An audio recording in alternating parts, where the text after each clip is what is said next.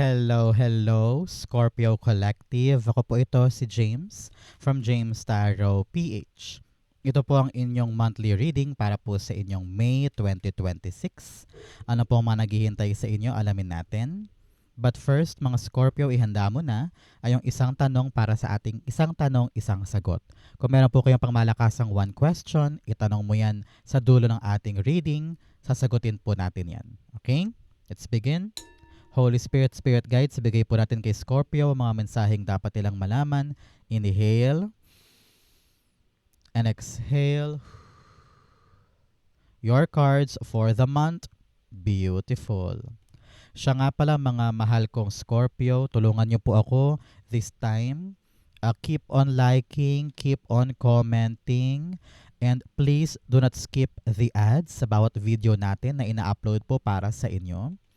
Ako rin po ay nagpapasalamat sa mga nag-subscribe. Thank you po.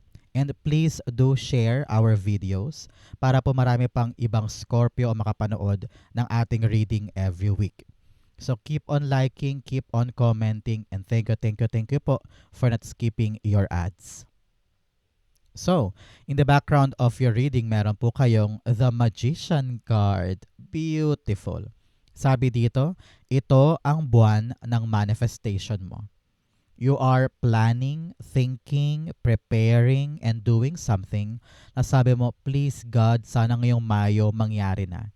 Sana magawa ko na. Sana makuha ko na. Pinapayuhan ka dito, Scorpio, na time na for you to take action. Time na for you to move. Time na for you to begin because you have what it takes. Lahat ng kailangan mo na sa'yo. Siguro iniisip mo, wala nga akong pera, wala nga akong ganyan. Actually, kung kikilos ka lang ngayon, meron kang magagawang paraan para masupply yung needs mo sa mga action mo. You can change your life. The start is now. Panahon na to ng pagtupad, yung dating imposible, ngayon posible na. Congrats po. Especially here in your core energy, meron kang the 9 of Wands. Si 9 of Wands, sabi dito, alam niya, pagod ka na. Alam niya na marami ka ng mga disappointments, try ka ng try, pero paulit-ulit pa rin yung ending. Or paulit-ulit pa rin yung kabiguan. Some of you are thinking, kailan ba to matatapos? Kailan ba to magaganap? Kailan ba to mag-i-end yung suffering ko? I want the good outcome to come. Ito ang magandang balita. Yung pagod mo, yung pagkayod mo, yung sobra-sobra mong paganais na makuha yan, pero hindi mo tinitigilan, try ka ng try, this time around, magaganap na. Makukuha mo na tong bagay na ito na talagang ayaw mong sukuan, ayaw mong bitawan. Things will gradually end. And in this end, things are gonna be in favor of you. Okay? Meron sa inyo nagpapagawa ng bahay, may pinapatapos, may pinapakumpuni, at hindi mo alam kung saan ka kukuha ng panggastos para matapos yung kumpuni na yan. Kitang-kita ko dito na dulo na to. Dulo na ng hardship, and you will now end this suffering at makukuha mo na yung good result. Congrats po. 9 of Wands. The Star card. Wow. 2 beses pong lumabas si Star card. You're really the universe favorite this time. Pagbuti ng buhay, paggaan ng sitwasyon, pag-ayos ng problema, or paglagpas mo sa isang magulo or mahirap na pagkakataon. Takpan ko lang siya ha, kasi medyo FHM si ating Star card. Sabi dito, mahugulat ka dahil akala mo tapos na, akala mo wala nang mangyayari, akala mo parang wala na to, ending na to, wala na siguro akong pag-asa, biglang boom. May darating na magandang surprising event or surprising opportunity na magpapasabi sa iyo na wow, hindi ko akalaing kaya ko pa pala, hindi ko akalaing magaganap na or makukuha ko na. Merong milagro ako nakita. This is really a month of miracles for you. Na yung pinaghihirapan mo na sukong-suko ka na, biglang boom, may darating na magandang balita na magpapabago sa isip mo na, sige, idiretso ko pa kasi may chance pa ako. Congratulations po. So, mga Scorpio, ano ba yung mga goals mo na gusto mo maganap this May? Comment down below. Magaganap yan. So, i-manifest na natin. Isulat mo na. It will happen. In the area of what you need to focus on, meron po kayong the Six of Cups. Sabi dito, mag-focus ka sa paglagpas mo sa isang problema. Six of Cups is really triumph over obstacle. Kung ano man ang issue, kung ano man ang problema, kung ano man ang kinakaharap mo, pag sumikapan mong matapos yan. Gawin mo, trabahuhin mo. Sabi dito, panahon din to for you, Scorpio, to really forget your dark past. Kung ano man yung mga nangyaring pangit noon, problema noon, kasawi ang palad noon, you need to really forget and forgive yourself. Because, you know, things in your life should be forward, not backwards. Kung parati ka daw nahaharangan ng mga nangyari in the past, lalo kang mahihirapang umabante. So, forgive whoever you need to forgive, o kahit sa sarili mo, patawarin mo ang sarili mo sa mga nangyari dati para gumaan ang pakiramdam, para magkaroon na ng resolution, and totally makaabante ka na. Okay? Six of Cups, the King of Swords. Yes, you really need to make a choice, to make a stand na parang, okay, that is the past, puputulin ko na sa buhay ko yan, tatayo na ako ngayon, haharap na ako sa future ko, at wala nang lingunan, okay? Wala nang lingunan sa past, wala nang sumbatan or pagbabalik ng mga nangyari, wala nang sisihan, wala nang ungkatan ng past, sabi nga ni Teddy. So panahon to for you to really be strong enough and to cut all the cords na pumipigil sa'yo from the past. Ngayon, stand up and chase. Strategize. Dumiskarte ka para sa mga bagong bagay. Dahil dun ka talaga patungo. Okay? So, Scorpio, ano po ang birthday ninyo? Comment down below. It will activate the good news sa reading na to para sa'yo. Okay? In the area of what you need, meron po kayong the Wheel of Fortune. You really need to make a move. Kumbaga sabi, hindi naman daw iikot yung gulong ng tren nang walang nagpapaandar. 'Di ba? So ikaw ang magpapaandar ng kapalaran mo. Your destiny, your swerte, your luck is in your hands.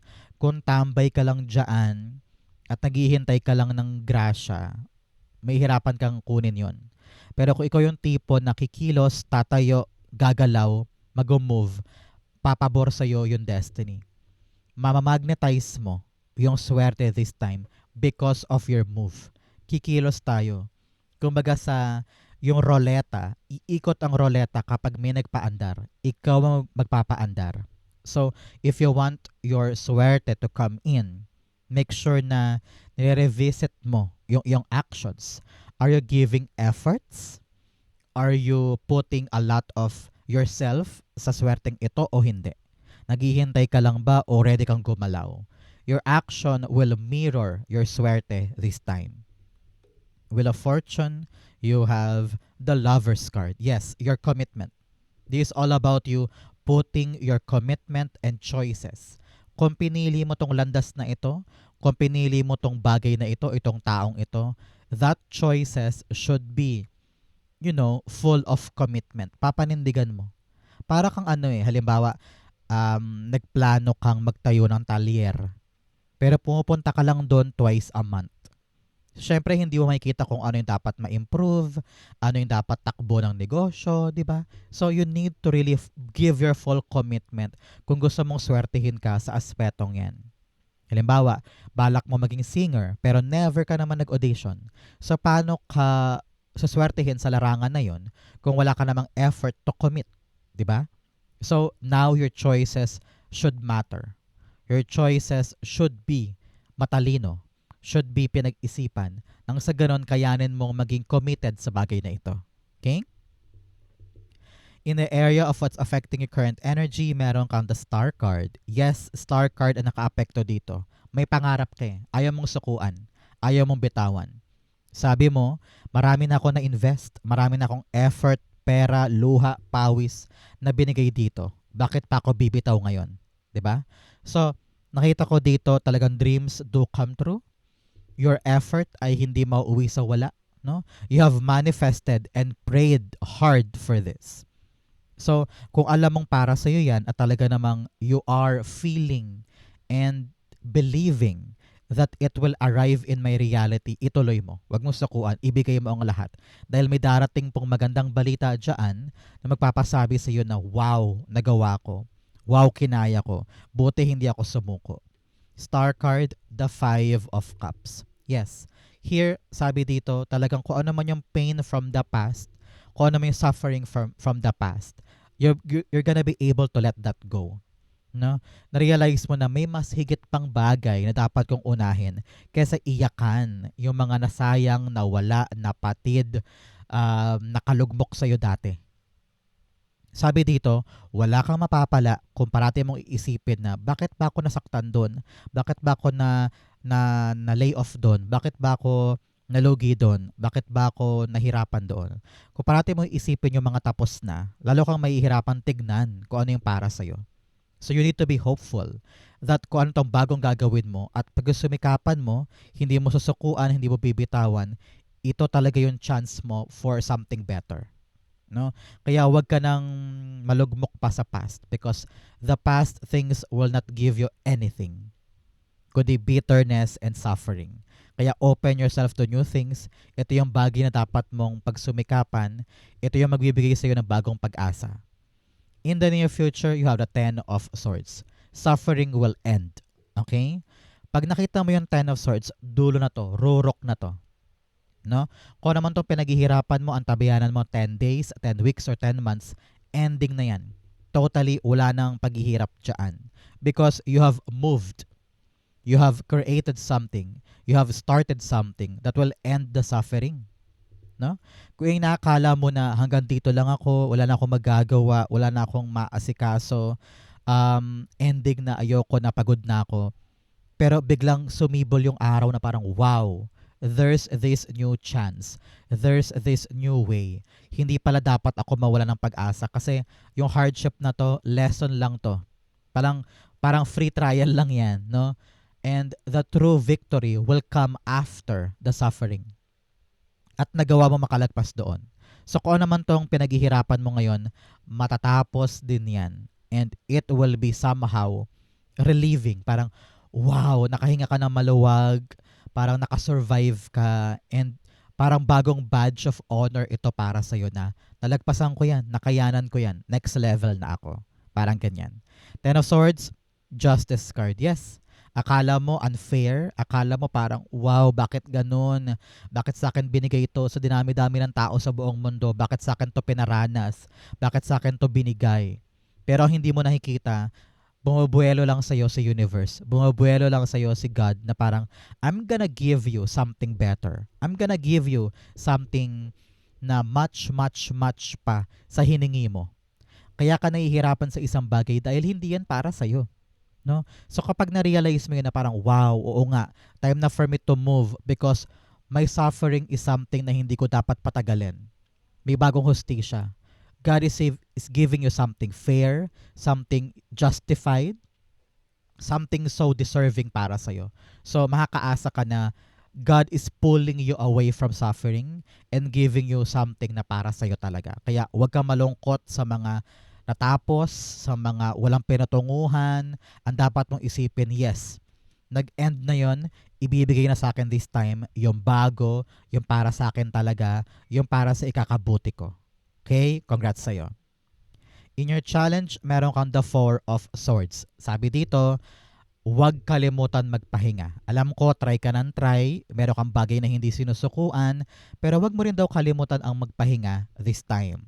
Matulog pag kinakailangan. Kung hindi mo kayang matulog na matagal, yung mga panakaw-nakaw na idlip, gawin mo yan sa bus, sa biyahe, sa opisina kung may nap time, kunin mo yan. Sa bahay, kung maraming dapat gawin, ipasa mo na lang sa iba para ikaw makakuha ka ng tulog. Ganyan.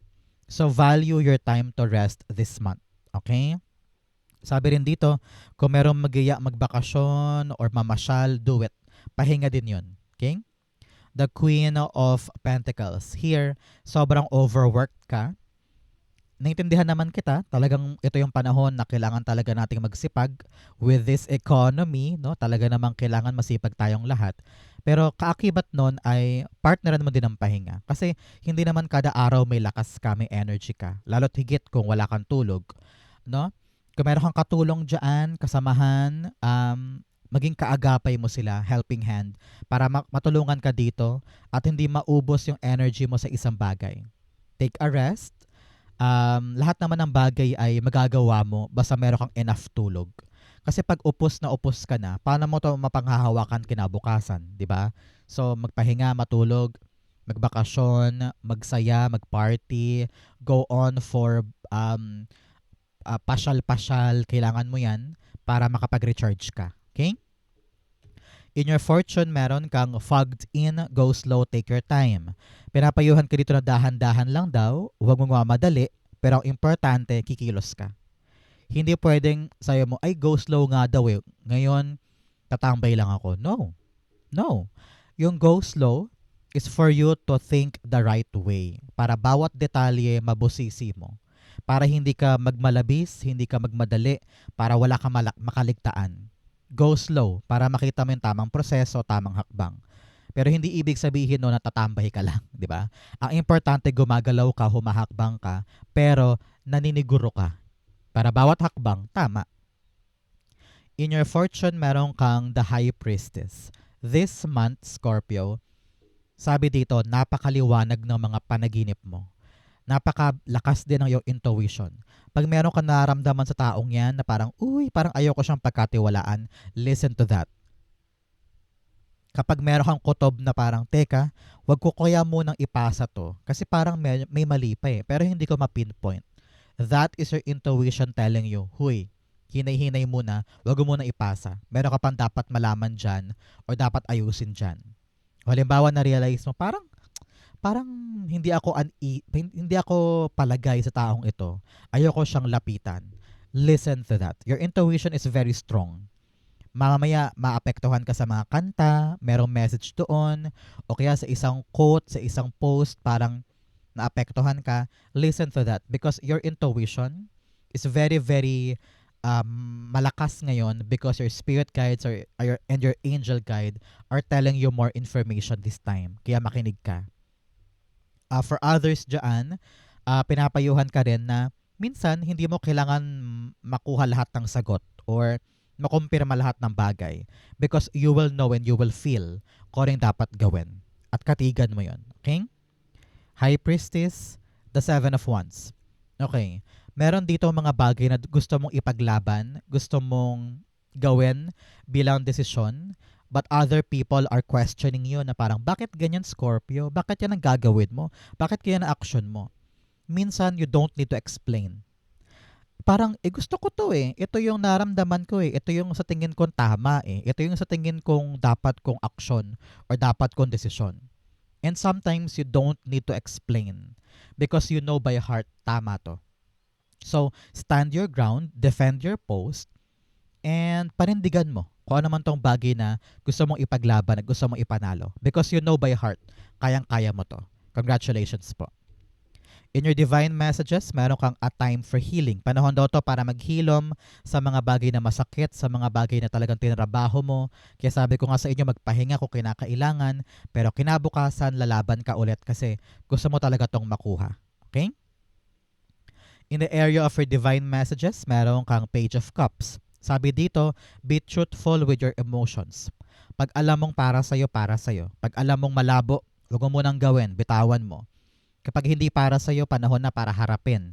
Na once and for all, bitawan ko na yan. I feel it in my heart. I feel it in my head na I know for the fact na this is not for me. Bitawan. No? Kapag ikaw ay tapat sa iyong nararamdaman, alam mo kung ano yung para sa'yo, malinaw sa'yo kung ano yung direction. Okay? Page of Cups, the Two of Cups, especially sa mga ugnayan, sa mga partnership, sa mga relasyon, sa mga kamag-anak, kapatid, magulang. Itong ugnayan na to dapat daw totoo ka. Hindi pwedeng pinapalagpas mo o kaya nililihim mo ang iyong mga naramdaman.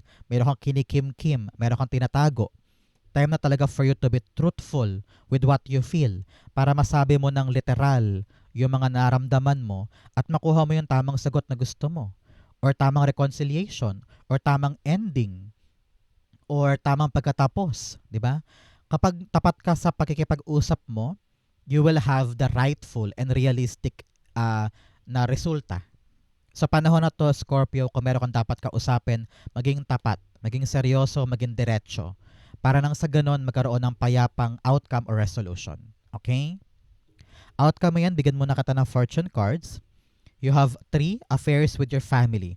Panahon daw to bond with family, to be with your family. Baka meron ka mga impormasyon or mga dapat plansyahin or asikasuhin. You have harp, great happiness. Wow. Meron daw pong great happiness regarding with your family. Kaya panahon to na magalak ka para dyan. You also have a boot, increase your effort if you want to achieve your goal. Sabi nga dito, talagang mag-try ka pa, huwag kang bumitaw, huwag mong sukuan. Dahil yung effort mo na yan, ma-achieve mo yung goal. Okay? You have peacock, beware of great pride. Sabi dito, ibaba ang pride, ibaba ang ego, especially sa mga pag-uusap, sa mga dapat klaruhin, sa mga dapat linawin, sa mga kinikim-kim. Ang kababaang loob ang makakatulong sa'yo para ma-accomplish yung mga bagay-bagay.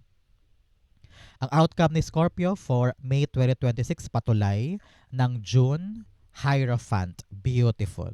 Hierophant po ay basbas ng oo. No? Kita-kita ko dito ibibigay sa yung sagot. Makukuha mo na yung matamis na oo na parang approve ka na, nakalagpas ka na, ibibigay na sa yung go signal, tinanggap ka na kumbaga, and the yes card is here. Your commitment ay merong pinatunguhan. Yung action mo, makukuha mo yung matamis na sagot na parang sa'yo talaga ibibigay. I don't know why, meron sa inyo parang mentor. Teacher ka ba? Or mentor ka sa isang training center? Or nagtuturo ka ba online? Parang ganyan. Kitang-kita ko dito na dadami yung clients mo, dadami yung mga taong bibilib sa'yo, people are growing closer to you because they want your approval, they want your mentorship. Parang maraming taong aasa sa'yo because they know na marami kang alam. Parang ganyan.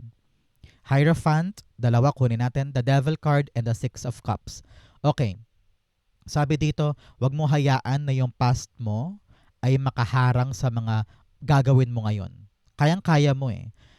With the approval coming in the near future, kailangan daw lahat na plansya mo na from the past at wala nang sagabal mula doon. Para pagpasok mo sa bagay na ito, sa approval na ito o sa gagawin mo na ito, wala nang aberya at wala nang remnants or mancha from the past. Okay? Nakita ko dito na pagpasok mo dito sa lugar na ito, you really need to give your best effort. So make sure talagang natuto ka sa past at hindi mo napipigilan pa ang sarili mo moving forward. Because minsan ang pumipigil sa'yo ay sarili mo din.